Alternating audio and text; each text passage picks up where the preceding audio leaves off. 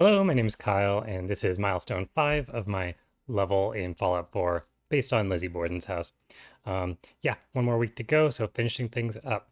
This week I caught up on narrative design, placing my notes in my case files and some of those touches in the rooms to tell the story, as well as did another set dressing pass, playtesting a couple more times, and a polish pass. So yeah, to show off a bit of what I did this week, it was mostly working on these narrative design.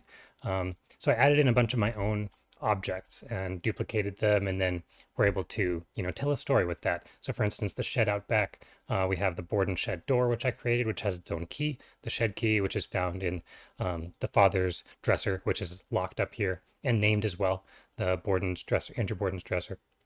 So we wrote Andrew Borden's will, which is the father, which tells some backstory and it plays into the story, as well as we wrote detective notes 0 through 7 and included those in the game. There's one sitting here on the dresser, which you can see. Um, you can follow sort of the story that the detective goes through the house and solves the crime, as well as a few nursery rhymes to include for flavor. And then placing these all throughout the house, making sure they look right, they feel right, and they work. So yeah, in this scene here, here's the will on the dresser. This is the father's room. But yeah, I'll just go in game and show you how things came out after this week. I also finished the shed structure out back, so we'll get there in a moment and show you that. Um, but yeah, played around with the physics out here with this axe holding a note on the wall, which is a nursery rhyme. So if you pull the axe out, the note falls down.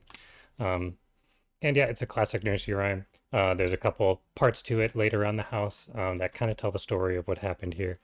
Um, so that's just a little teaser as you enter. But yeah, here we have the first murder scene set up, as well as like a little detective was here with a sort of hat and patrolman sunglasses. You can get Detective's Case Files page 0, which starts the story. Um, it's actually true that the police force was all on a vacation, a trip that day to the local theme park. So in our story here, I've set that the police is on their excursion to Nuka Cola World, and we have a rookie detective here trying to left alone to solve the case. So it doesn't really know what to do. He's investigating and interrogating people, asking questions and stuff on the scene. So that sort of sets the stage of our story here, and you can find the first case file right here on the first murder body, victim 1, male, age 70, cause of death, etc. Shows how it was a brutal axe murder. To the head, it describes the victim's wounds and stuff, as well as there's a little, if you find it, a nursery rhyme part 2 here that goes along with the murder scene.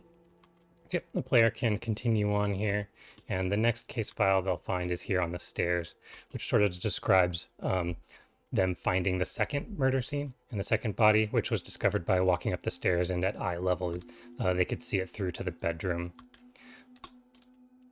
Just like that, right there is the second body, so I left this door open here. So yeah, moving on to our room here with the second murder scene, and again, case file page 3. Continuing on describing the murder scene and them finding this body and the axe wounds in the back and such. Talking about what the family was doing that day and how they were reacting, how the doctor was giving Lizzie drugs to calm her down. I think it was morphine at the time. I called it Jet because that's a game themed drug. And yeah, how would they have, how would both of these murders have happened with all the family home and they didn't hear anything. It was so brutal, stuff like that, all the details. And there's the third note for the nursery rhyme. So leading through, we end up, actually go down here and we'll show notes, a few more notes that we've placed throughout the house for players to find. So we've got case files page 5 here, which sort of sits down and the detective describes what he's seen so far and what it would take to believe if Lizzie is innocent or if Lizzie is guilty. An intruder entered the house. Intruder murdered Abby in a violent manner with no one noticing. Abby's body laid around for multiple hours. All of these facts would have to be true if you were to believe that Lizzie was innocent, which seemed crazy if you add them all up. But it's just as crazy to believe that she's guilty because there's a just as crazy grouping of facts over here when you find case files page 6. Yeah, which describes it would be just as unbelievable to believe that she did it. She would have had to have been, committing two violent murders, completely covered in blood, with barely any time to clean up, and someone would have noticed. The maid was around all morning doing chores. How did they not discover the body for multiple hours right up the stairs? Stuff like that. So it kind of tasks the player with trying to put the pieces together and see which side seems more true to you. Did Lizzie do the murder and kill her parents, or was it someone else, some crazy story? So yeah, you can see the detective sort of sat down in this chair and worked some stuff out like that, which the player can also do here, which is kind of a neat little motif. There's one more note over here in the kitchen, and it's about how there was a weird case of food poisoning going around, which may not also tie into the murder, but the family kept getting sick days after days of eating these meals, and for whatever reason, Lizzie was not getting sick. So Abby, the sister or the mother, was suspect that Lizzie was poisoning their food. So a little talk about that the detective was discovering. So yeah, you end up in this room here.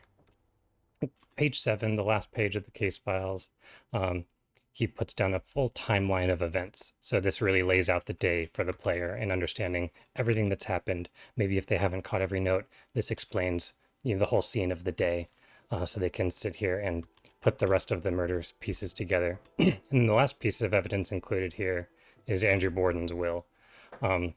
Which explains that in the event of his death, if the mother was also dead, that the house and the estate would go to the children, Emma and Lizzie, which sort of implies that there might have been motive for Lizzie to kill her parents to gain the house. It's noted that the will was changed a few times to include that line. I haven't included those versions here. I might in a final edit, but for now I think the will shows the motive. So there's this dresser that's locked here, and this is where the player finds the last bit, the key to get to the shed out back. Nice. So we have Borden's shed key here, which will open up the shed so we can head out back. And this is the last bit of staging to be done with the level, which there will be a final boss fight.